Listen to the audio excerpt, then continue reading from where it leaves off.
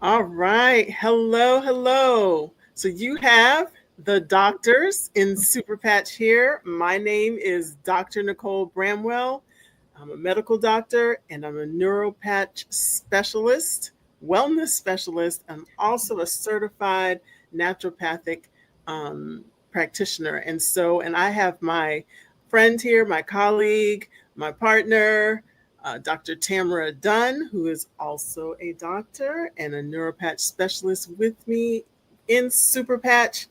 And we are excited about talking to you about women's health this month. So it's such a big, big topic. So we don't know how much we're going to get through today, but we are going to cover as much as possible in what goes on. You all know, but one of the topics that we really are passionate about is mental fog. Mhm.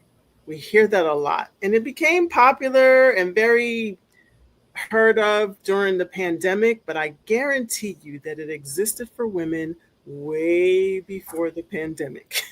Okay, so that is not new to women. It may be new to men, but it wasn't new to women, the mental fog.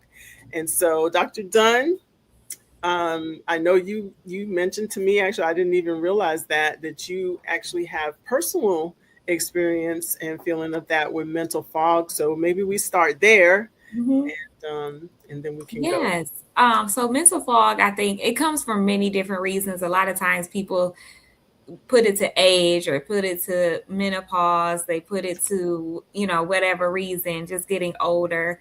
But I do think that those are important factors to consider.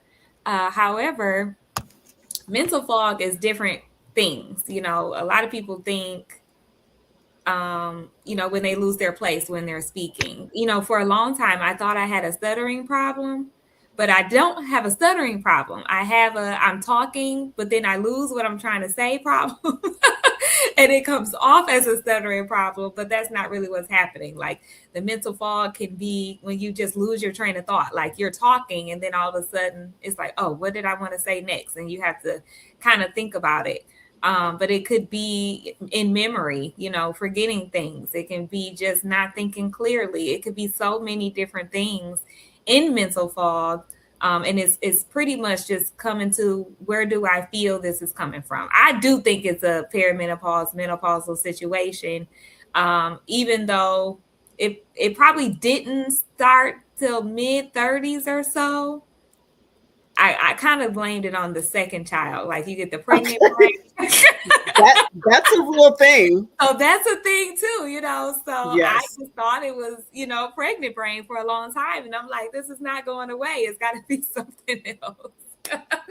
Yeah. So I've been experiencing it for a while, not knowing what it was, just Yes. putting it on different things, but now realizing and reading the research of what's happening, like, oh, this is what mental fog is. And I hear so many people complain about it like all the time. Absolutely. And I think that part of the thing is sometimes it encompasses so much like what you were saying that we don't know what words to put with it. So even then you think you actually feel like you have mental fog about your mental fog Right. because you're trying to put, because it is so vast, and it is because of many reasons. So yes, perimenopause, menopause, postmenopause, all of those encompass some of what happens with mental fog, women experiencing mental fog, but there are lots of other things, and even those things, let's not get it twisted, those things are medical things, those are body related things. It's not just the woman just being a woman. It's biological and it's physiological what's happening when you have that mental fog, and then other things actually attach to that, because then once you have that and you have stress and you have lots going on, then the distractibility, the Mhm. mental fog actually can get worse if you're not sleeping. Mm-hmm. Poor sleep is huge on that, because that Mhm. alone can be the cause of mental fog. Now Mhm. usually poor sleep has other issues leading into that. So you can see this would be Yeah. multiple octopi. They're called octopi, right? Right, when they're plural octopus. So octopi, we don't want to say it the other way because that's not correct, first of all. But it has many arms attached to it from mental fog. So let's at least do that and demystify the fact that it's not just because a woman is going through the change and that Right. that's just how they are, just like many years ago. And even now, I mean, women are definitely treated, their complaints are treated differently in the medical community than men's complaints. And so we still are seen as hysterical, or it's in our head. And actually, it is in our head, but not the way that you mean it. Mm-hmm. It's in our head because your brain controls everything. And if things are out of whack and out of balance, then your brain does not control things the way that it needs to. Right. Right? Ain't that something? So we're It not is making something. it up. We're not making it up. No, it really isn't. And it feels like that to us sometimes because we do feel really off. Sometimes you can feel Yes, what like is I wrong with me? sometimes even I think to myself, like, am I slow? Like, what's happening? Like, because slow processing, that's a form of mental fog. Mhm. Just walking into a room, like, why did I come in here? Like, that's a sign of mental fog. It's so many things that happen to us on a day-to-day basis, and we just put it off as, oh, that's normal. That's how it's supposed to be right now. But it's really not. You're really not supposed to have that. You know, it is something in your neural pathways that probably is a little off. And again, not sleeping makes it worse because you know how you wake up tired, but you think you slept, but really you didn't sleep for real. You just didn't get a good quality of sleep, and that just makes things so much worse in your thought process and your cognitive function. So yeah. Absolutely. So it's so mental fog, yeah, it's a lay term. It is. It's not a medical diagnosis, but it is a group of or a cluster of cognitive symptoms.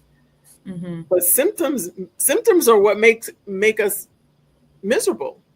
Yeah. And that's how things show up is in symptoms. And so we need to pay attention to that because whatever name you put to it, if you're not thinking properly, you can't remember what you need to do, you can't complete tasks. Yeah. You know, you're speaking and you don't feel like you're speaking like an adult Right. because you're trying to find your words, other forgetfulness. And again, with that, things become compounding. Remember, the body is everything's linked together. So Yeah. you have that, and you have distractibility, and you have lots of things to do, and you have no sleep, and you have out of balance hormones, and you're not eating well. You don't get enough help to do what you need to do. Like all of those things come together, and Mm-hmm. yes, that can make mental fog seem like something way out there in the stratosphere. And I'll tell you, Mm-hmm. I had I was a pediatrician for 20 years, and I say was, I never stopped being a pediatrician. I don't even know why I make that statement, but anyway, I'm always a pediatrician at heart because I wanted to be a pediatrician since I was 8 years old. But I trained residents and medical students, and I can remember the residents being very hard on the moms that just had babies. We had brand new babies that would get ill, and then we had to do workups on them to make sure they didn't have a serious infection. These Mm-hmm. moms were worn out. And I remember one mom in particular, I can even still right now see the room right now, remember the resident, remember the mom, and they were like, she's crazy. Mm. She's crazy. And I said, I went to talk to the mom, and she did seem off. But guess what? She had not slept since the baby was born, and the baby was like 3 weeks old. Oh wow. She had not really slept. So Oh yeah. we got her some sleep, took responsibility of the baby for one night, and the mom was a completely different person. But I guarantee you, she had mental fog. She probably had a very severe case of mental fog just because she hadn't gotten enough rest and probably wasn't nourishing herself either. So we have to be careful definitely about criticizing what we don't know, what we don't understand, And when somebody has something like that going on, mental fog, and then other things are added to it, we have no idea what shoes that woman is walking through. And it happens to men too. So if you got a lot on your plate, you know. Right. And then as women, which this could be another live, but we always just have to keep going, right? Because we have to get all the things done, right? We ain't got time for that. We don't have time to touch on that today. But no, that is like a whole week. Yeah, that's literally. So that's probably what happened to her. Like, she's got to take care of this baby. She got to take care of the house. She might be working. I don't know the situation, but as women, we always feel compelled to just keep going, like, oh, I'll be better tomorrow, or I'll get some rest tonight, but you never get the rest, and then it builds up over time, and luckily she just kind of looked a little crazy to you guys and not have totally flipped out. Like, people can change mental states and hurt themselves or the baby or whatever the case may be. So luckily you guys were able to step in and see the change. Yes. Regardless if y'all knew what the change was or not, to kind of help out. But she just needed some rest, and sometimes we do so much to our body that our nervous system just doesn't feel safe anymore. And that's where the mental fog comes from. It's probably telling us, okay, you need to slow down. Okay, go rest over there. Right. And we got to pay more attention to that. Right. And that's actually a form of like fight or flight, right? Because that's so you're in your fight mode because you're fighting to get everything done still, or take care of this human being now that you have created. Right, for sure. But certainly, I think that there's a disconnect. Again, everything is connected. So our hormones, estrogen actually regulates, it has a role in the brain. So men, you have estrogen too. So just let me let you know, yes, we both have each other's hormones. We just have different amounts that make us what we are, male and female. Okay. So let's put that out there. We all have it. Okay. And so estrogen regulates your neurotransmitters. That's how your nerves get the signals to each other, is neurotransmitters. Are you kidding me? I know that. So now your estrogen is off. And then what happens to your neurotransmitters? Right. Yes. Your mood, the men will definitely speak to the mood. Yes, but this is real. This is biochemical. This is physiologic. So this happens. This is for real. We're not kidding. My husband knew that I was pregnant because I couldn't remember a darn thing. And I have a great memory. So when I started like fumbling around for where something was or whatever, what something's up with her. Okay. So memory pathways, your memory, there you are. Like, where are my keys? Where's this? Where's my wallet? Where's my credit card? It's not, and especially if it's happening, those things get closer together as it continues to happen, and those moments get closer together.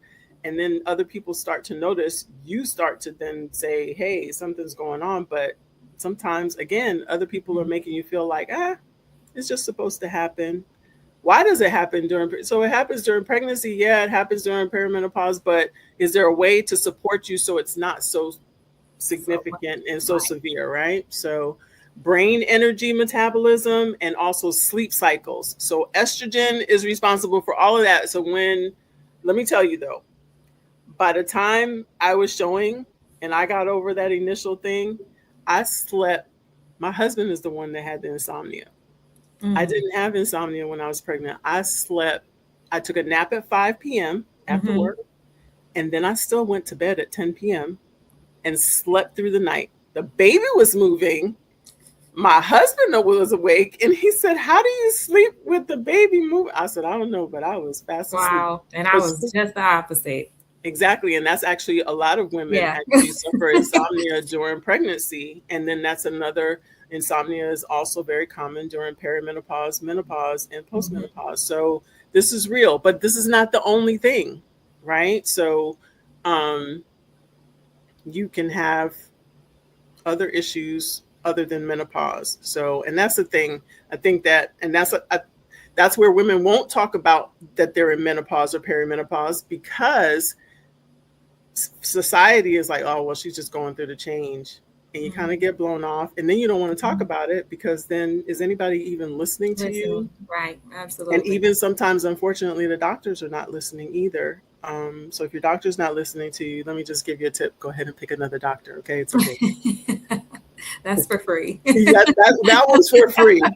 Please pick another doctor. If your doctor's not listening and this is like a chronic issue, please, no, seriously, I'm serious. You pick another doctor, not because you just don't get what you want and the doctor didn't tell you, they gave you news that you need to hear and you didn't want to hear it. That's not what I'm saying.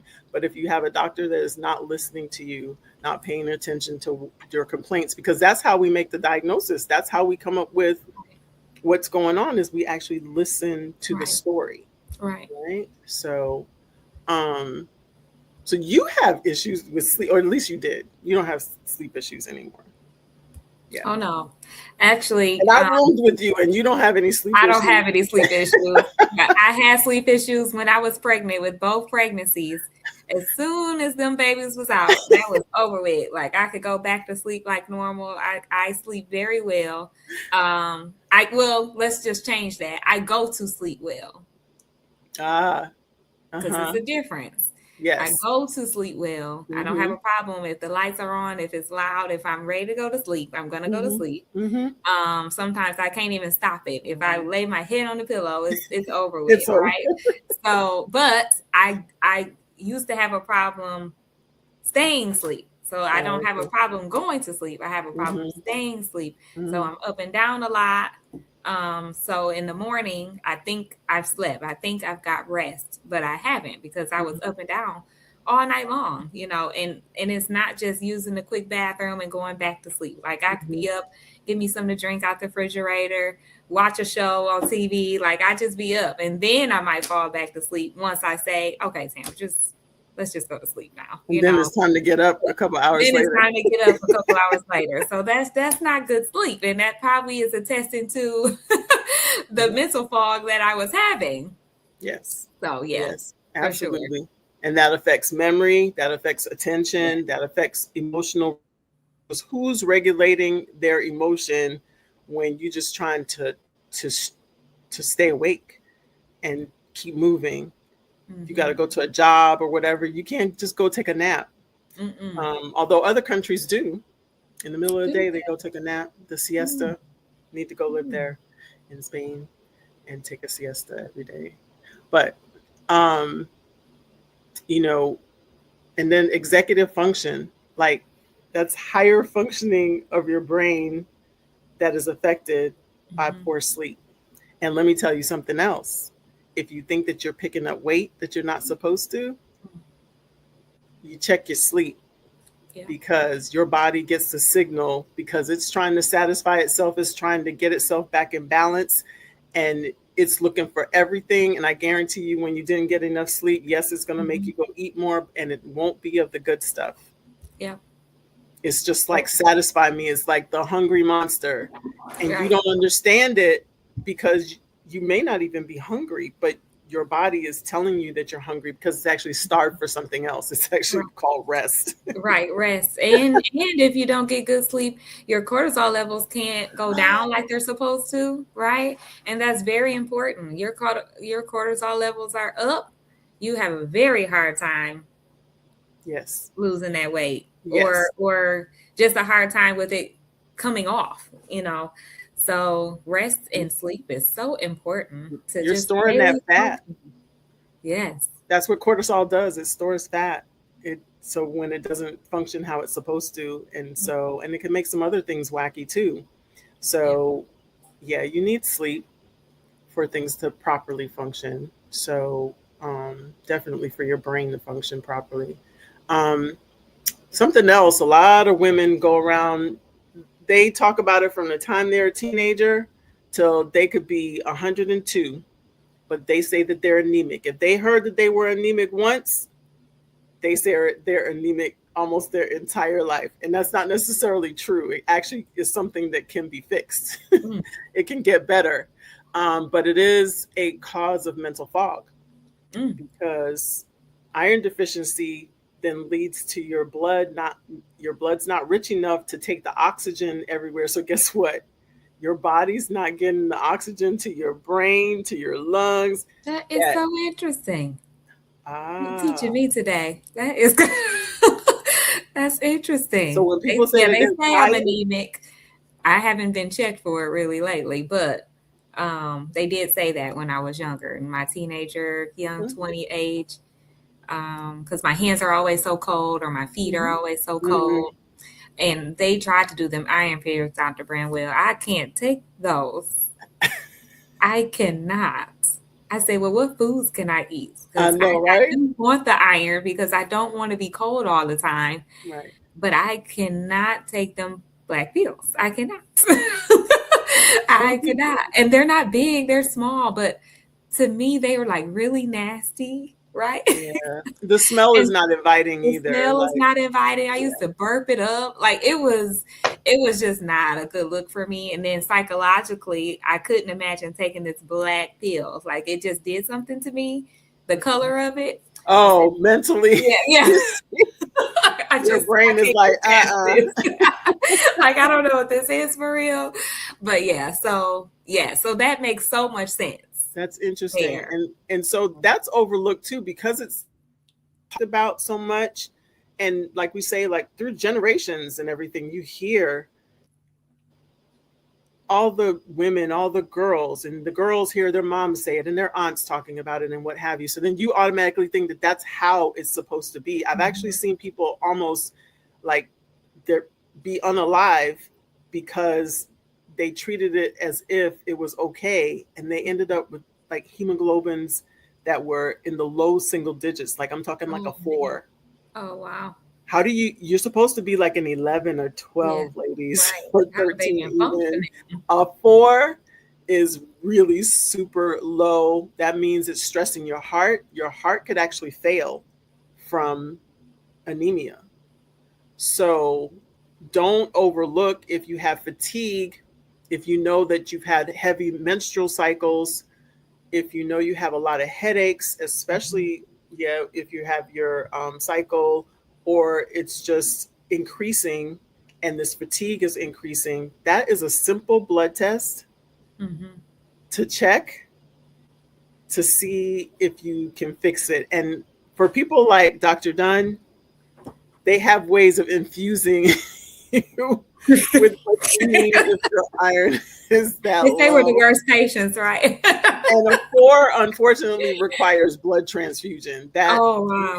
Giving you iron is not going to, you actually need the two things together so that you can replenish your stores of iron and then also replenish the blood volume, because the blood volume is depleted too, because you have nothing to create normal or healthy red blood cells. And red blood cells also have a normal death cycle, so they last 90 to 120 days. So guess what? If you're not replenishing and you got dying cells, that's what gets you down to that 4. So if you've got, but it's not just menstrual bleeding. If people have anything with their gut, if you see black stools or you're commonly seeing like blood in your stool, that means that you're actually losing blood from something. You could have an ulcer, you could have, it could just, not just, but it could be a hemorrhoid. So maybe it's lower, but some hemorrhoids can actually be significant. So ladies don't, and those are things that we commonly get, unfortunately, after childbirth, after, if you've had trouble constipation, different issues. So remember, it didn't seem like it was connected, right? And then now I've connected the bottom to the top right here. So poor concentration and irritability. Again, if your body is not getting the nourishment that it, believe me, the last thing that your brain wants to try to control is your emotion. So if that's something that happens, just be aware. So so that's something else that can cause mental fog. And we could go on and on. I'm going to touch on one last one because this is very common in women, is thyroid dysfunction. Right? And very common. Very common. About thyroid. If I see another person that tells me about thyroid, but seriously, it's something that's really, really important. Your thyroid hormone is extremely important. Like you need that. Yeah. And so, yeah, you can have some women notice that they lose hair, but slow thinking can actually be associated. Definitely fatigue. Again, weight gain. Unfortunately, it's leaned into about weight gain a little bit more than it should be because we have other factors that are more common why you're Mhm. gaining weight than the thyroid. But still, it's something that should be investigated, especially if it seems abnormal, like it's happening super fast. Um, it seems abnormally placed, like this, like you feel weird, Mhm. strange. Yeah. Depression is associated with thyroid. And of course, mental fog. You don't even want to think about anything. You don't Right. want to do anything. No energy, Right. and memory issues. So that, again, a simple blood test. And this one, I'm going to give you this for free. This is educational. I'm not diagnosing anybody. If you have the symptoms of low thyroid and you go get tested and your doctor says it's normal, find out just how normal. Mm. Because if you're symptomatic, again, we're at the symptoms, this is what matters. If you're at the symptoms and you're not functioning and you have poor memory and you got fatigue and weight gain and depression and you're at a low normal, Low. actually, you should be treated as if you are low. Mm-hmm. So that one I definitely gave you for free.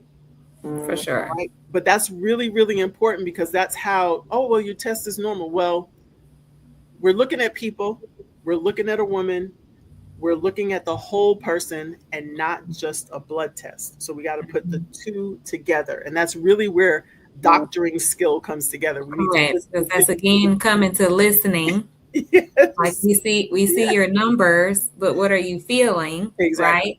And your numbers, even though this is a range, it's a range because every body is different, right? So we've got to go off of your body. So if I'm listening to you, like, yes, you're in the normal range, but you're kind of teetering on the low, and I'm hearing you say you have all these issues, let's go ahead and take care of it and let's see what happens from there. Yeah. So Yeah. that's again coming from listening. And if you have a doctor that's not listening, then we should probably be looking for Yeah, we another. should have some other type of discussion when that's happening. That's not, people should listen to people in the first place, but very specifically, doctors listening. Yeah, that's actually supposed to be one of our superpowers. Okay, Mm-hmm. For so sure. um, and you can read about. So just so you know, we're not just winging it and just making this stuff up. JAMA Journal 2024, a review on hypothyroidism, which is low thyroid hormone. Okay. 2024, also an article in PubMed on insomnia in postmenopausal women. Okay, 2024. So those are recent. Okay, so Mm-hmm. it's not old stuff. Okay, so you have this substantiated not only just in the doctor's office, not only in your body, but there are trustworthy articles in reputable medical journals that support what's happening with you. So Mm-hmm. please don't ignore the symptoms. Get checked out. Please go for your preventative visits. Okay. Ladies, please go and go when you're well sometimes. It's really unfair to the doctor for you to show up sick all the time. They don't Mm-hmm. know what you look like well. So they Mm-hmm. have nothing to compare it to. So now they're comparing your sick to your sick, and that's really, really hard. Oh, that makes so much sense.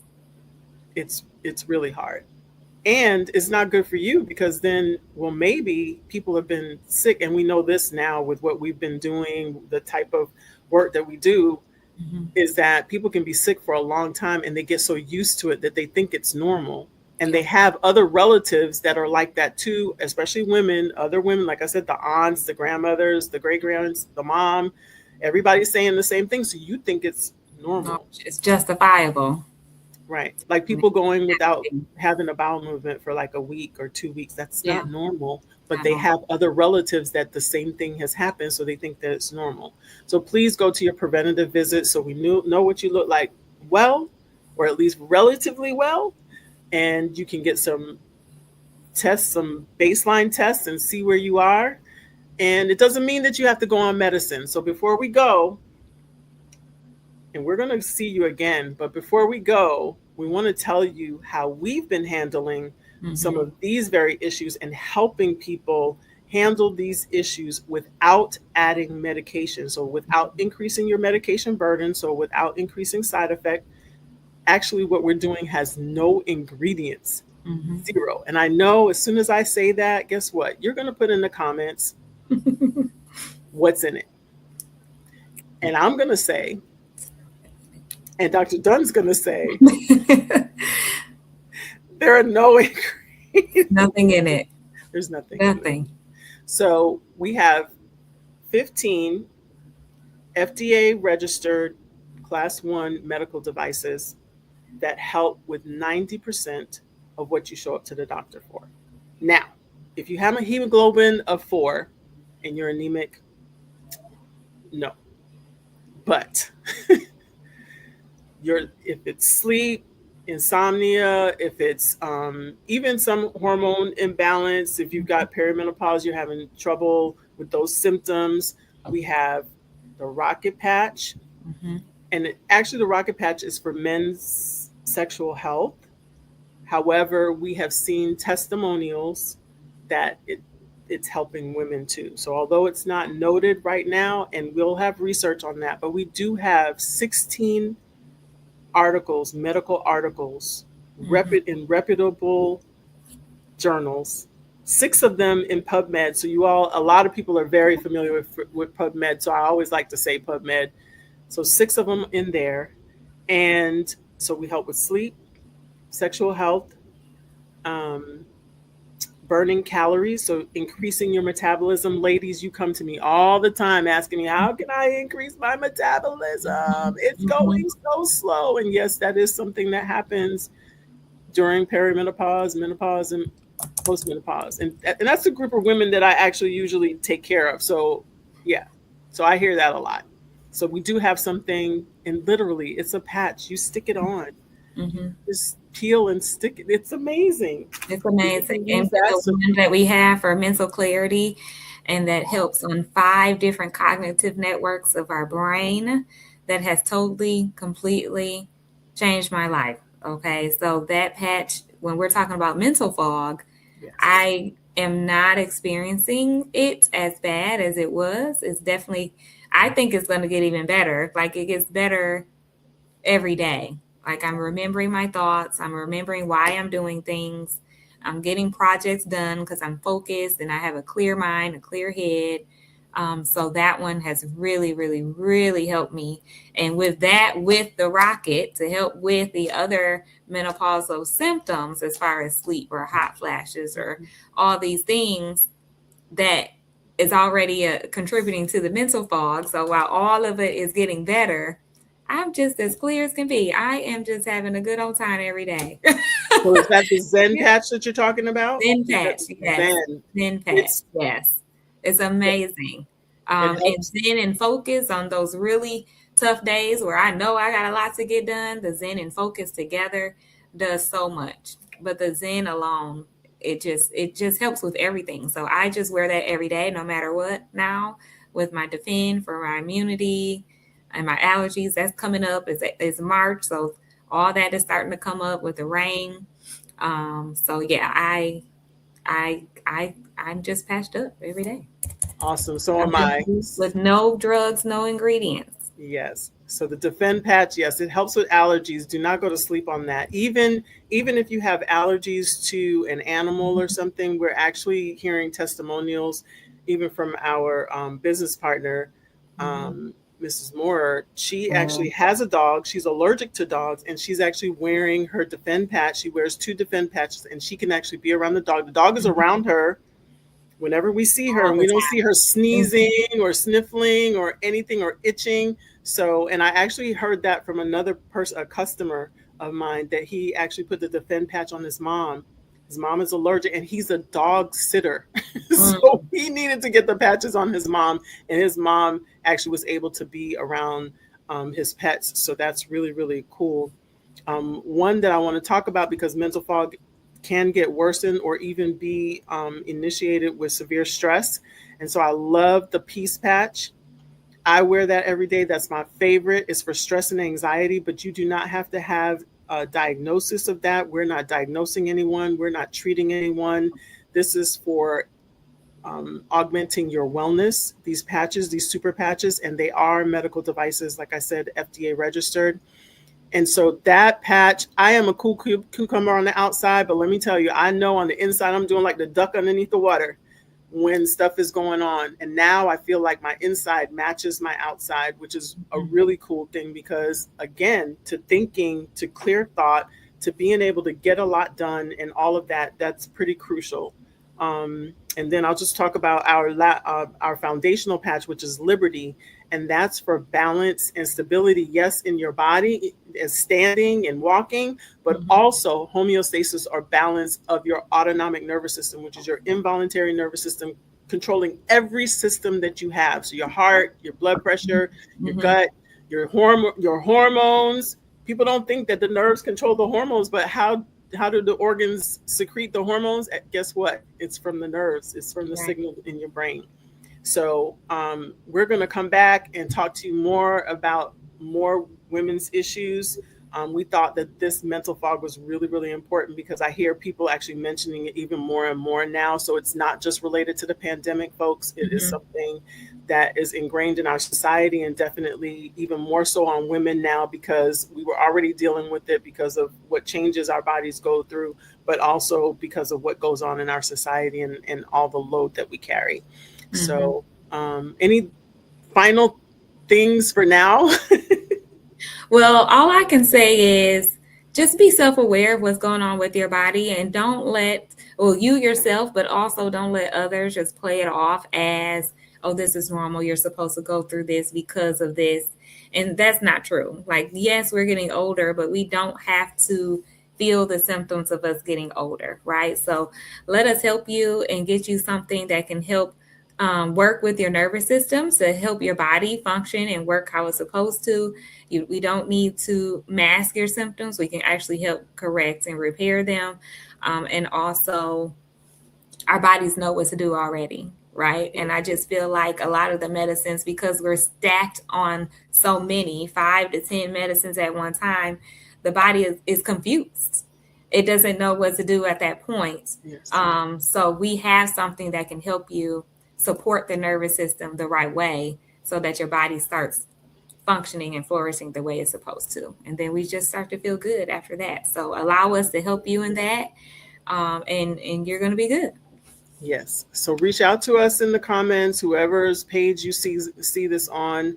Go ahead and reach out to us and just let us know. We'll help you figure out which patches you can use for whatever symptoms you have going on. And no, we are not diagnosing you and won't do anything about your diagnosis, but we can help you with your symptoms. And so we're so happy to do that. I feel so much like a doctor being able to do that without giving any medicine. So no, we're not prescribing anything, and you don't need a prescription for this.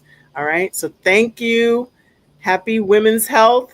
Please go get checked out, get your regular physicals, and we'll see you soon. I am Dr. Nicole Bramwell, and you are? I'm DrTamara Dunn. See you guys later.